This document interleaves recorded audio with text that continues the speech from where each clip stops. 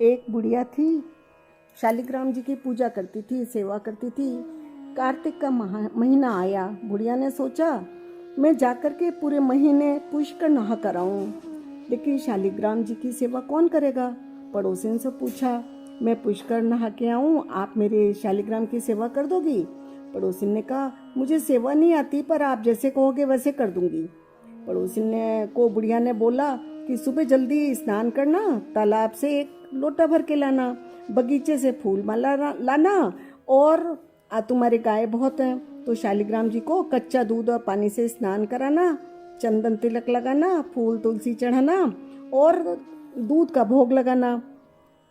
इतना कह करके बुढ़िया तो पुष्कर स्नान करने चली गई। पड़ोसिन दूसरे दिन जल्दी उठी शालिग्राम जी की सेवा करने के लिए। जैसे बुढ़िया ने बताया वैसे सब कुछ किया।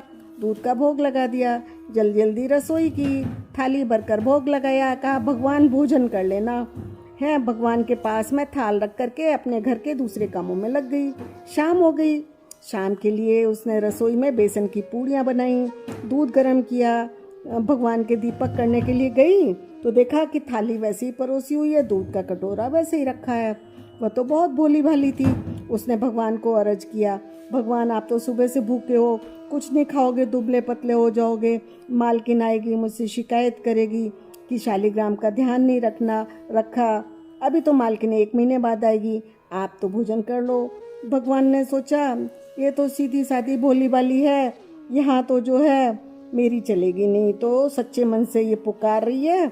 भगवान आए, दर्शन दिए और पाटे पर बैठे, मुकुट पीताम्बरधारी रूप लेकर के, और बैठ के भोजन कर लिया। दूध का कटोरा घट घट पी लिया और रोज अब ऐसा ही करने लगे।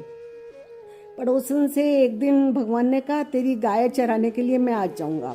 पड़ोसन बोली, नहीं नहीं आप क्यों जाओगे। नहीं नहीं मैं जाऊंगा। तो भगवान रोज हाथ में सोने की लकड़ी, कंधे पर हीरा मोती, दुपट्टा ओढ़कर गाय चराने जाने लगे। महीना पूरा हुआ। जो स्नान पुष्कर स्नान करने गई हुई थी महिला, वो आ गई वापस। उसने आकर के कहा पड़ोसन से, हमारे शालिग्राम दे दो। बोले वो तो अभी गाय चराने गए हैं, शाम को आ जाएंगे तब ले जाना। वो बुढ़िया मानी नहीं। बुढ़िया ने कहा नहीं।